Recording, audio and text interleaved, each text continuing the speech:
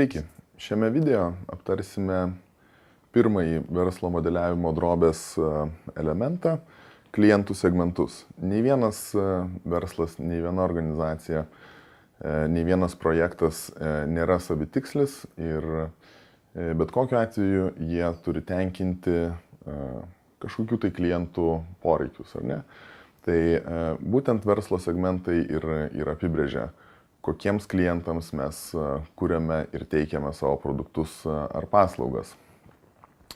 Klientų segmentai tai yra grupės žmonių ar galbūt organizacijų, turinčių panašius poreikius, turinčių panašius įpročius, galbūt turinčių, gyvenančių viename geografinėme regione ir panašiai.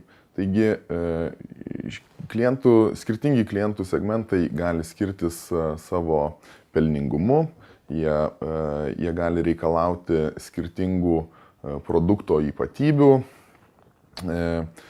jie gali būti pasiekti per skirtingus kanalus. Taigi, klientų segmentavimas yra labai svarbi verslo modeliavimo dalis.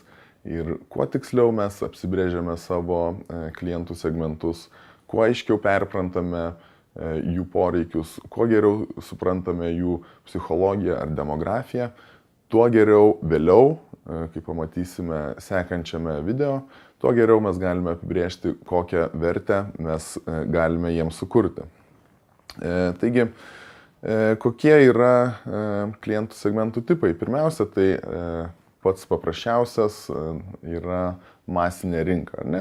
Tai reiškia, kad mes norime arba mes galime teikti savo produktus ir paslaugas absoliučiai visiems, ar ne? Tai paprasčiausias pavyzdys, galvokime apie Maksimą, ar ne?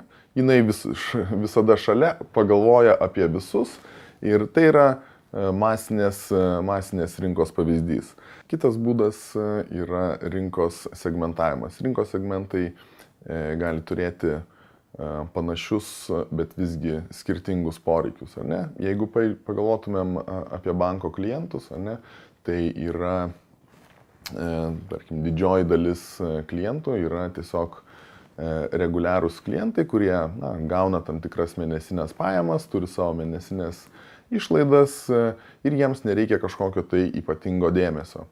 Bet yra klientų, kurie valdo milijonų ar kelių milijonų turtą ir jų poreikiai, tie patys finansiniai poreikiai yra gerokai skirtingi nuo, taip sakant, įprastų klientų, ne? Tai galbūt man reikia ypatingų investavimo sprendimų, galbūt man reikia akcijų biržos paslaugų, galbūt man reikia kažkokių tai vertybinių popierių pirkimo paslaugų ir panašių dalykų. Taigi, tai yra rinkos segmentavimas. Taip pat galimas diversifikuotas verslo modelis, kuomet mes aptarnaujame visiškai skirtingas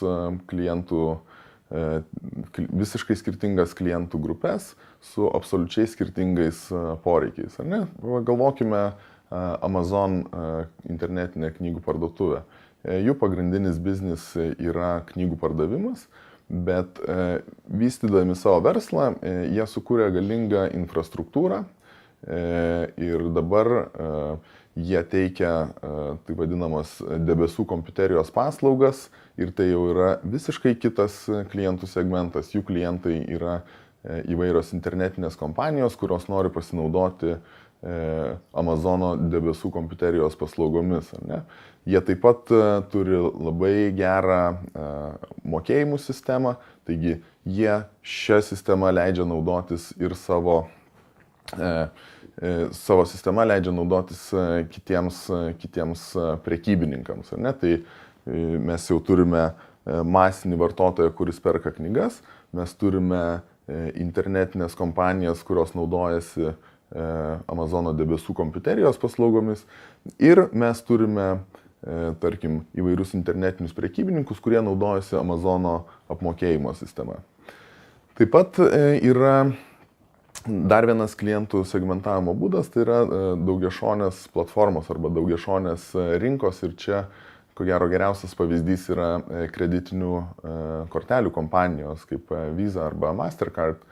Tai iš vienos pusės jiems reikia didelio prekiautojų tinklo, kuriame galėtų atsiskaityti kortelėmis ir tada jiems reikia žmonių, kurie tas korteles turi ir leidžia pinigus naudodamasi jų kortelę. Ne? Taigi daugiašonės rinkos lyg ir sujungia du skirtingus klientų segmentus per savo paslaugą. Ne? Iš vienos pusės tai yra kortelių turėtojai, iš kitos pusės tai yra prekių paslaugų tiekėjai ir, tarkim, mokėjimo kortelės, kurios sujungia šitos du segmentus. Taigi, tiek apie klientų segmentus.